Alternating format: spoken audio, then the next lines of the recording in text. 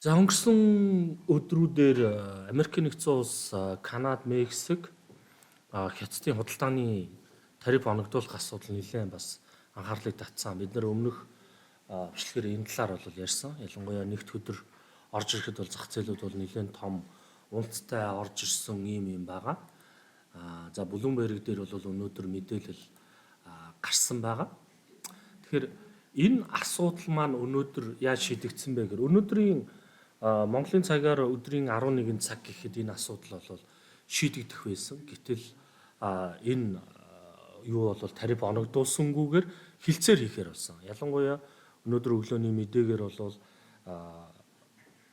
Америкийн нэгдсэн улс, Мексик, Канада 3 нэг сараар бол хойшлуулсан ийм арга хэмжээ бол боллоо. За энийг яг юун дээр үндэслэж нэг сараар хойшлуулсан бэ гэхээр уцаар ярьсан байна. Уцаар яриад ямар асуудал ирсэн бэ гэхээр хар тамхитай холбоотой асуудал дээр нэлээд акцент өгсөн байна. За ялангуяа юу болвол Канада улс бол 1.3 тэрбум долларын санхүүжилтээр одоо хөлийн хамгаалтыг чангатгах асуудал дээр арга хэмжээ авч өгөө гэж бол хэлсэн болвол Мексикийн ерөнхий сайд болохоор ер нь бол 10,000 орчим цэргийг Мексикийн дагуу хил дээр аваачи. За хоёр асуудлаар бол энэ дээр оролцъё.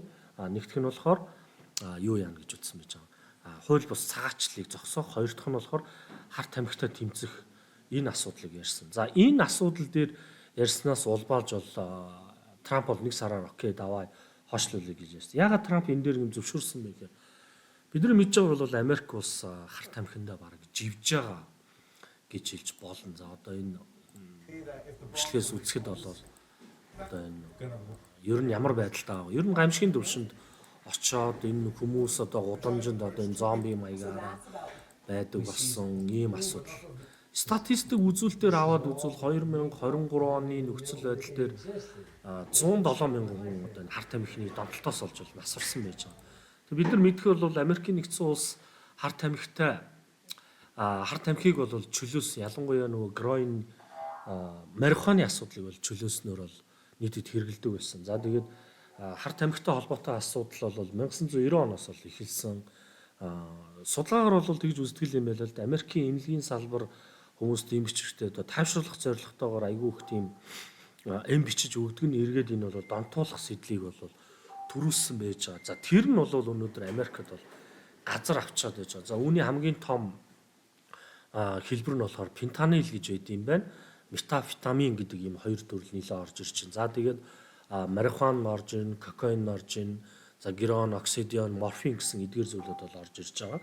За хамгийн ихээр түгээмэл хэрэгжилж байгаа нь тэр юу юм баг. Фентанил болоо метамфетамин хоёр нь бол гэж бол үзэж байгаа юм бэл. Тэгээ энэс болж л одоо 107 мянга орчим бол өгсөн. Тэгээ энэ хүмүүс яагаад онтоод байгаа юм бэ гэдэг асуудал.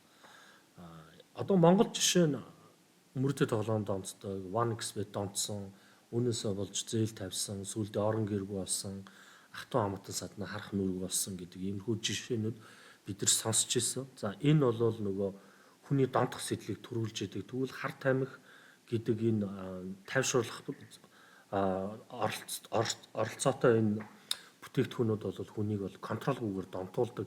Энэ процесс бол Америкт бол маш их үүссэн. Энийг бол хуулийн өрөөнд авч хэрэгжүүлнэ. Ялангуяа энэ картелуудтай бид нар одоо гэмт хэрэгтэн гэж яаж яана гэдэг зүйл дээр сонгуульд гарахаас өмнө бол ярьж исэн. Тэгээ тэр асуудлыг одоо алавжуулсан энэ одоо зарим хүмүүс бол Трамп худалдаагаасаа 25% татвар оногдуулна гэж сүрдүүлж хагаад энэ хоёрыг буулгаж авсан гэдэг яриа байх шиг байна. Үгүй ээ, энэ бол хийж магадлалтай. Яагаад тэгэхээр Трамп 2016 онд ерөнхийлөгч болцоод 2018 онд Хятадд яг иймэрхүү зүйлийг тавьж исэн.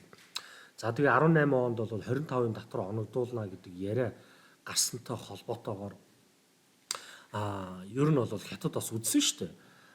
Ингээд энэ хоёр чинь 2018 оны 10 сард их хорийн уулзалтан дээр бас энэ шиг хилцээр хийя, асуудлаа эвэр шийдъя гэж явж байгаад 19 оны 5 сарын 31-нд бол тарифыг оногдуулж ирсэн. За тэр үед бол Трамп хэлэхдээ бид нэр одоо юу гэдэг хилцээр хийх гэж яваад хад Хятад бол хилцээр хийхгүйгээр зүгээр ингээд цаг хожоод байна.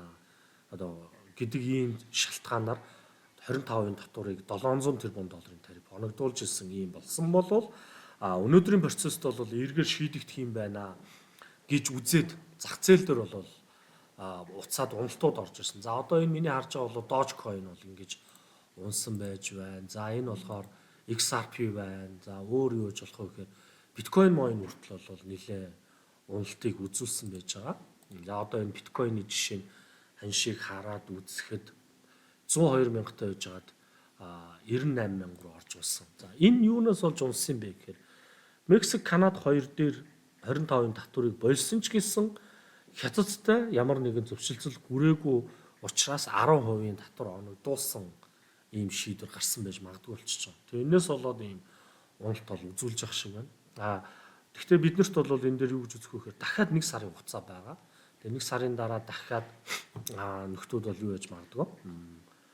Энэ хилцээр нь талаар болох юм бол Трамп 25% татвараа оногдуулах магадaltaа зүгээр Трампыг хүссэн харт тамхитай тэнцэх юм дээр нь хоёр талаасаа бол тусалж хоёр талын хил. Ер нь бол хятад Канада болон Мексикээс л орж ирж байгаа учраас энэ дээр нь энэ хоёр улс одоо хаалт хийгээд үсэх юм бол энэ дээр контролтчноо гэж үзсэн учраас л энийг хойшлуулсан болохоос биш энэ хоёрыг сүрдүүлж байгаад одоо буулт хийх зорилготойгоор бол хийсэн арга хэмжээ биш ээ. Тэгэхээр бид нар энэ дээр цаашдаа юг харж арилжаан дээр анхаарах вэ гэхээр Америк нэгдсэн улс хятад хоёрын худалдааны хилцээр яаж шийдэгдэх үү? Эндээсээ $1 ханшаахын хувьцаанууд яах вэ гэдгийг харах хэрэгтэй байгаа. Дээрэс нь 1 сарын дараа Мексик, Канадын асуудал хэрхэн одоо энд нөлөөлөх вэ гэдгийг бол харж арилжааны шийдвэрийг бол гаргах хэрэгтэй гэж үзэж байна. Дээрээ та нарт сануулхад би манай байгууллага маань та нарт үнэгүй сигнал, үнэгүй одоо юу санал болгож байгаа. Одоо арилжааныг дадлгажих гэдэг. Нэгсэндээ та техник шинжилгээг зурлаа. Энэ зургандаа хэрхэн шийдвэрээ гаргах вэ? Алдаагүй яаж хийх вэ гэдэг зүйлийг яг сурах ийм үнэгүй зүйлийг санал болгож байгаа шүү. За тэгээ энэ үрээд дуусгая.